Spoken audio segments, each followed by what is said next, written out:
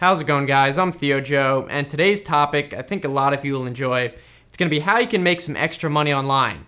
Now, I should point out this is not going to be a lot of money. You know, you're probably not going to be able to live off this. Just extra money for this or that throughout the month. I don't know. And don't worry, I'm not going to be using affiliate links or anything, so I'm not just promoting these for money. I'm just going to list them out, and then you guys can decide whatever one you want to use. All right, starting off, we have one that's really popular, actually. It's called Mechanical Turk, made by Amazon, or MTurk.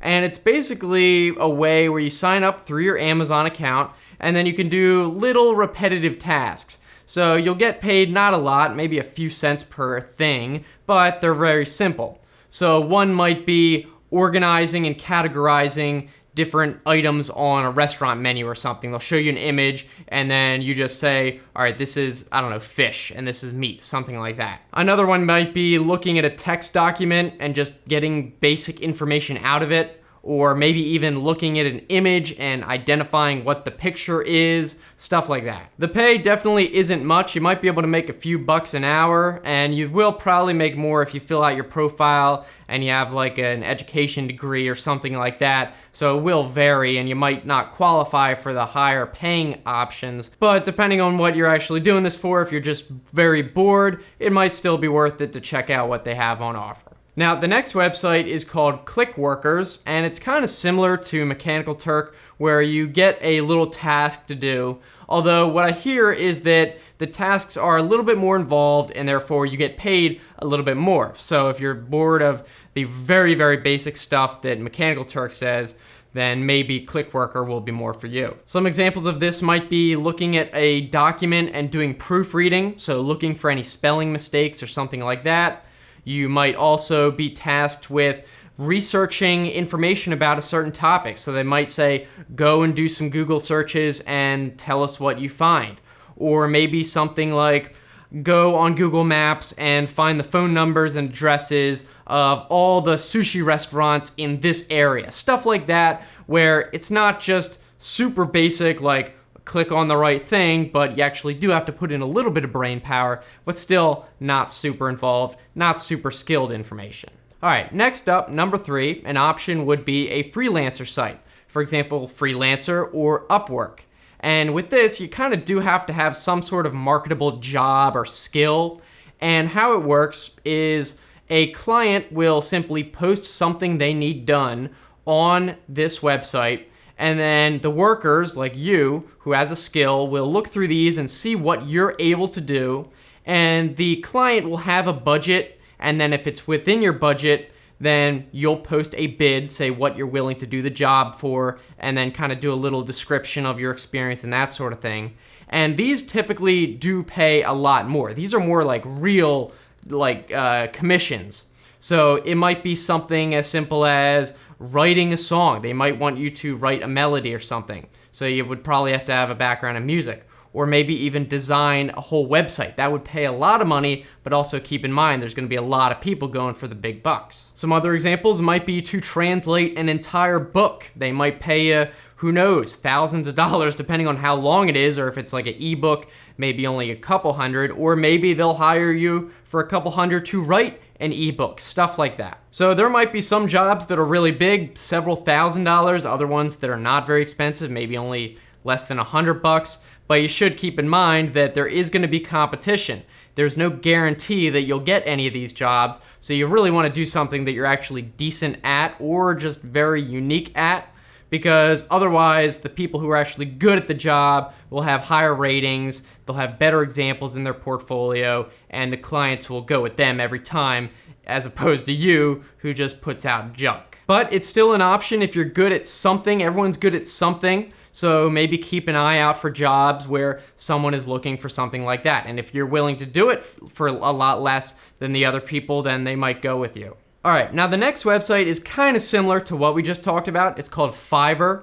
And the idea is kind of like the reverse of freelancer, where instead of people who are looking for workers posting a job, in this case, you would post what you're willing to do and kind of have a page, and then people would search for different things they want to do, find you, and then hire you from there. Some examples of jobs you might offer are recording a song. Like if you can play a musical instrument, you can sing happy birthday songs or something, custom videos. Or maybe if you're decent at Photoshop, you can design some basic logos for someone. Or if you have basically no skills, but you have a camera, you could hire yourself out to literally record yourself saying some script. So sometimes people do this if they need testimonials. You can say, oh yeah, I used this product and it was great. Maybe not exactly honest, but there's plenty of people that do that. So if you need a quick buck, I guess that's a way you could do it. And actually, the reason it's called Fiverr is because the original idea is that everything just costs $5 to do. So it's very inexpensive, although you can add on more tasks and premium features for more than that. Because of this, Fiverr does have a reputation of not really having the highest quality work. It's just very cheap. So it might be good if you're not really great at something, but you can do something, you can hire it out and people won't expect too much from it. But this also means that if you are really good at something, then you might be the one that everyone goes to. And of course, you can do that markup for maybe the more premium, time-consuming works. All right, now this one is not 100% online, but I still thought I'd throw it in there. It's kind of interesting. And that is you could become a mystery shopper. So if you're not familiar with this, companies will actually hire mystery shoppers or regular people to go into stores or restaurants and basically just report back what they see, to check on conditions and stuff like that. So what you do is sign up through the Mystery Shoppers Providers Association, and you can go on their website and go through their whole sign up process. I'm not really familiar with what it takes. You probably have to fill out some sort of application, but then presumably once you do that, you might get picked. And then what you would do is you'd go to a restaurant or a grocery store and say, report on the cleanliness of the restaurant, the politeness of the staff, or how long it takes to wait to get service or something like that. Or you might even go to a grocery store and be hired to audit or check the prices of things. So maybe to make sure that a grocery store isn't overcharging on certain items. Now, if you're wondering who would actually hire a mystery shopper, like what's the point? Well, it might be the company itself wanting to check up on their stores, like maybe Walmart will want to check up on this regional store that they've been getting reports about, or maybe even a producer of a product wants to check up on the retailers that are selling it. So for example, say Bud Light wants to keep their product below a certain price, so they might send a mystery shopper out to different beer distributors and make sure that they're not overcharging, because that looks bad on them if people go to buy there and they're like, oh man, Bud Light's really expensive. So they would make sure that people who are retailers are actually keeping on the up and up, not trying to scam them. Obviously, in this case, you would actually have to go outside, but it might be a neat side gig. Moving on, this next one is mostly passive. It's just a little bit of upfront work, and that is to sell stock photos. If you have any type of professional camera, like a DSLR or something like that, that takes high quality images, then you might potentially be able to take photos of stuff and then sell them on a stock photo website like Shutterstock or iStockPhoto. Though I should point out that you do need to take high quality photos. Otherwise, they won't let it onto the site. If it's like a dark image, or it's got lots of noise, or it's blurry, or out of focus, or something like that, they will reject it. It has to be really high quality. But the good thing is that once you do take the photo, then you just put it up there, and if people decide to buy it, well, it doesn't take any more work. So some great examples might be that if you have access to something that's really cool, like, I don't know, maybe you live near a really cool looking lighthouse, well then you could go down and take some awesome pictures of that lighthouse and then put it up on Shutterstock, and then anytime someone wants a picture of a lighthouse, they might like yours and then buy it. Or maybe if you live in a region where the climate has really crazy looking thunderstorms in the sky sometimes, again, that could be a unique thing that maybe not a lot of places have super awesome looking thunderstorms. So you can think outside the box. Just what do you think you could provide that might not be super popular or super accessible to others, and then you could put that up. Obviously, if you're not really familiar with photography, this might take a lot of time to learn, although it's not super hard to get the hang of taking basic technically good photos, and then it would just be a matter of time of getting an artistic view of stuff that just looks cool and looks like something that someone would actually be willing to pay for. All right, on to number 7. This one, I don't know if you guys are gonna like it, but it's called Bing Rewards. So you can actually get rewards by using the Bing search engine by Microsoft. It's not much, but if you don't really care what search engine you're using or you're already using Bing, it might be a nice way to get a few bucks back. Basically, you use Bing and you earn credits, and 100 credits equals $1.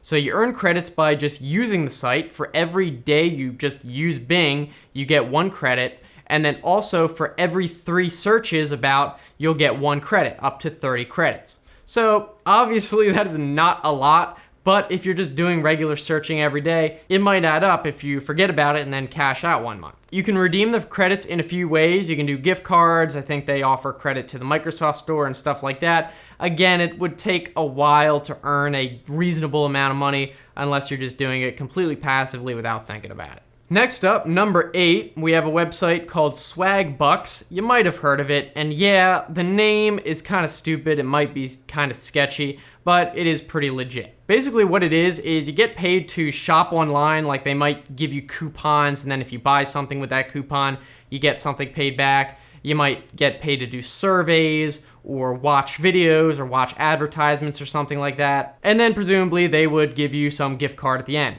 So basically, you're volunteering to be relentlessly advertised to and then get paid for it. On their website, they say you get free gift cards, but obviously it's not free. You're using a lot of your time to get it. It's the same way that you might say your paycheck at the end of the week is free after spending 9 to 5 every day working on it. So it's not free, but you do have to spend the time on it. You should be careful with the surveys though, because I've heard bad things where people will say they'll do most of the survey and spend a bunch of time on it, and then eventually they'll say that you're disqualified. So that might be kind of sketchy. They'll collect the data and then not pay you. So I might just avoid the surveys if I was you. Coming near the end, number 9, this one's actually kind of interesting. It's called Slice the Pie, and basically you get paid to review music. So what this does is you basically just get a music clip that you get to listen to for like a minute and a half, and then you rate it and you write a little review. And it can't be something super duper short. You actually have to give your opinions.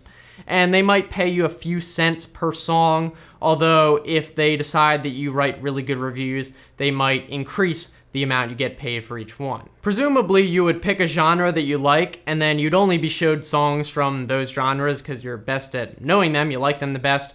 Although you should keep in mind, most of this is gonna be like independent artists, people who just kind of record for no record label, so it might not be the best quality music, but still, you're just getting paid for it. All right, now finally, number 10. This one might be good for anyone who's artistically inclined in any way, kind of like the stock photos we talked about before, and that is to sell merchandise or merchandise designs. So there are websites such as Redbubble or Society6 where you upload a design that you made, and then it gets put on their marketplace, and people can choose to buy products like shirts or paintings with canvas with your design on it. And then of course, if they do that, you get a cut of it. So if you think you're really good at designing funny t-shirts or just cool looking t-shirts, then it might be worth it to put it on something like Redbubble, and you might sell a lot, who knows? And the other one is Society6. They do a lot of paintings and stuff, canvas, so that could be an alternative to the stock photo thing, where if you take a picture, you could put it up on there. That would be another one where it's a lot of upfront work, but if you tend to do really well with it, it's mostly passive. So if you already have a lot of cool designs, it might not be any work at all. So that's pretty much it. Like I said, none of these are probably gonna make you a lot of money at all, just extra beer money or something like that. Although a couple of them, like the freelance websites or maybe even the merchandise, they could eventually make you a reasonable amount of money if you're really good at it. So you guys can let us know down in the comments what you think. And if you want to keep watching, I'll put some other videos right here. You can just click on those. And if you want to subscribe, I make new videos every Tuesday, Thursday, Saturday. Should be worth it. And also be sure to enable notifications by clicking that bell, or else YouTube literally might not even show you new videos even if you do subscribe. Keep that in mind. Again, I'm looking forward to hearing from you guys, so thanks so much for watching. I'll see you next time. Have a good one.